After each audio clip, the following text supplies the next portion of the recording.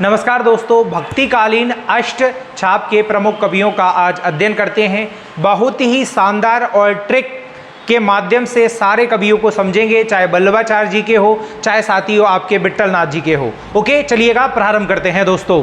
तो अष्ट छाप बल्लभाचार्य एवं उनके पुत्र विट्ठलनाथ के द्वारा 8 भक्तिकालीन कवियों का एक क्या था साथियों, समूह था, जो भगवान श्री कृष्ण की विभिन्न लीलाओं का क्या करते साथियों, ये 8 के 8 कवि क्या करते थे, गुणगान करते थे। ओके, आगे देखिएगा। अष्ट छाप की स्थापना साथियों 1565 ई में हुई थी। कब हुई थी साथियों? अष्ट छाप की स्थापना 1565 ई में हुई थी साथियों। ओके, अष्ट छाप के संस्थापक श्री विट्ठलनाथ जी थे। अष्ट छाप के संस्थापक कौन थे? श्री विट्ठलनाथ जी थे साथियों। ओके, आगे देखिएगा।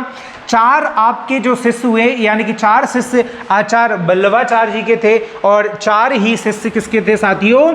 विट्ठलनाथ जी के थे। और इन 4 को मिलाकर कितने हो जाते हैं? 8।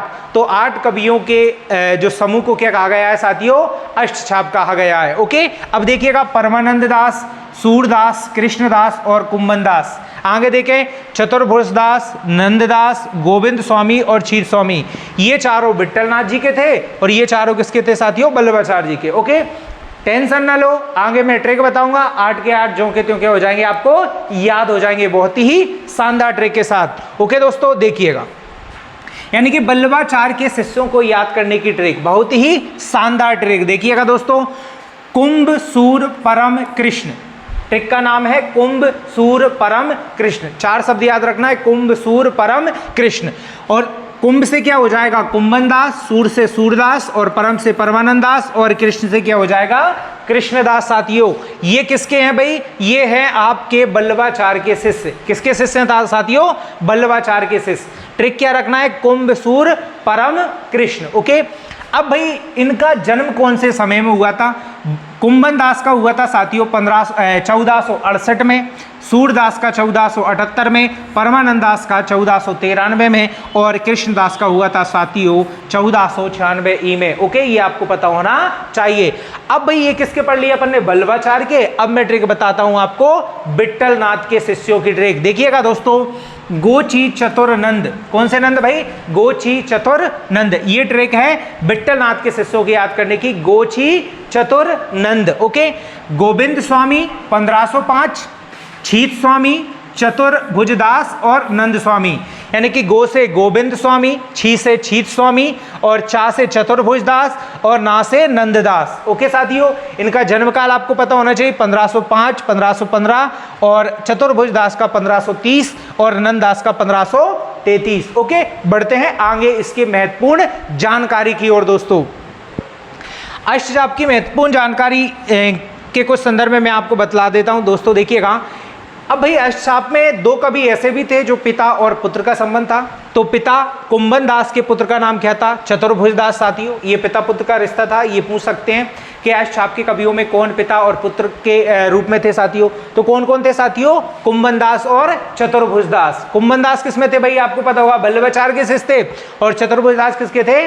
आपके विट्ठलनाथ जी के शिष्य थे। ओके, सबसे बुजुर्ग थे साथियों कौन? कुंभनदास। ओके, और सबसे युवा नंददास और अधिकारी कवि के रूप में कृष्णदास को जाना जाता है।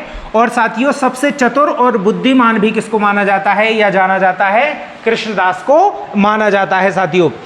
अष्ट छाप के कवियों में सबसे बड़े संगीतज्ञ कौन थे साथियों? तो संगीतज्ञ से साथियों गोविंद स्वामी। कौन थे साथियों? गोविंद स्वामी। ओके, अष्ट छाप के कवियों में सबसे उदंड, एकदम बदमाश प्रवृत्ति के कौन थे भाई?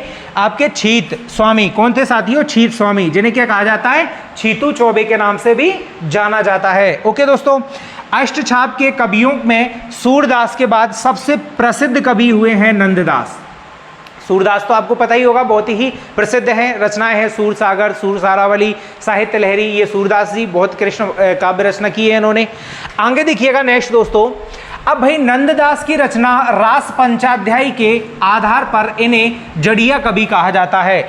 नंददास की रचना है रास पंचाध्यायी, उसके आधार पर नंददास जी को क्या कौन से कवि कहा जाता है? जड़िया कवि। उसी में एक पंक्ति आती है भाई कि और कवि गड़िया और नंददास क्या भाई? जड़िया। ओके, ये पंक्ति किसके लिए है? नंददास जी के लिए। ओके, नंददास की रचना रूपमंजरी, एक रचना आती है नंददास जी की, रूपमंजरी का विरोध सुंदरदास ने किया था। कौन से कवि? सुंदरदास ने रूपमंजरी का विरोध किया था।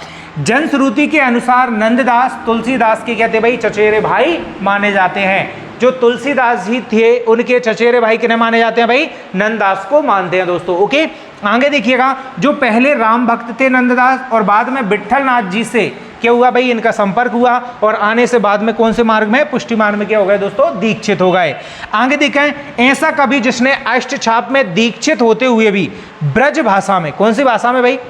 यानी अष्टछाप का कवि था और अष्टछाप में दीक्षित हो गया था और ब्रज भाषा में, और प्रेम आख्यानक काव्य, कौन सा भाई?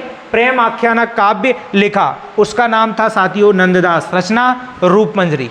ओके, आगे के बिंदु देखिएगा। नेक्स्ट दोस्तों, प्रसिद्ध पंक्ति आती है भाई एक के संतन को कहाँ सीकरी सो काम, आवत जात पनैया फट गई और बिसर गयो हरि नाम।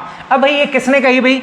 एक बार क्या हुआ था कि अकबर जो मुगल बादशाह अकबर था, उनके यहाँ भाई कौन गए? संत कौन गए भाई? पता होना चाहिए, कुंभन दास जी गए भाई। कौन गए? कुंभन दास जी। तो अकबर ने कह दिया कि भाई क्या सीन है तुम्हारा भाई? तो उनने कहा कि कुछ नहीं भाई, कि संतन को कहाँ सीकरी से काम, यानी कि कहाँ भाई सीकरी आना रहे, ठीक है, कहाँ सीकरी सो काम, आवत जात पनैया टूटी, आवत जात पनैया फट गई और बिसर गयो हरि राम। अगर भाई इन सभी सज्जा या वेशभूषा पर ध्यान दिया जाएगा तो हरि से क्या हो जाएंगे? हम दूर हो जाएंगे। तो एकदम अकबर का क्या हो जाता है भाई उन पर कि वाकई में ये सत्य कहा है भाई। ओके, आगे देखिए, ये कुंभनदास अकबर के संदर्भ में। पुष्टि मार्ग को जहाज जात है, यानी पुष्टि मार्ग का जहाज जात है, जाको कछु लेनो हो सो लेहू। ये भी पंक्ति बहुत प्रसिद्ध है साथियों। क्या पंक्ति है? कि पुष्टि मार्ग को जहाज जात है, जाको कछु लेनो हो सो लेहू। ये भाई विट्ठल नाथ जी ने कहा था, किसके संदर्भ में भाई? सूरदास। सूरदास जी का क्या हो जाता है? देवगमन हो जाता है, उनके संदर्भ में ये कहा था कि पुष्टि मार्ग का जहाज जा रहा है, जिसको जो कछु लेना हो सो ले ही हो। ओके, उम्मीद करता हूँ ये अष्टछाप की आपको वीडियो पसंद आई होगी। ओके, आप हमारे इस चैनल को सब्सक्राइब कीजिएगा दोस्तों। मिलते हैं अगली वीडियो में। जय हिंद, जय भारत।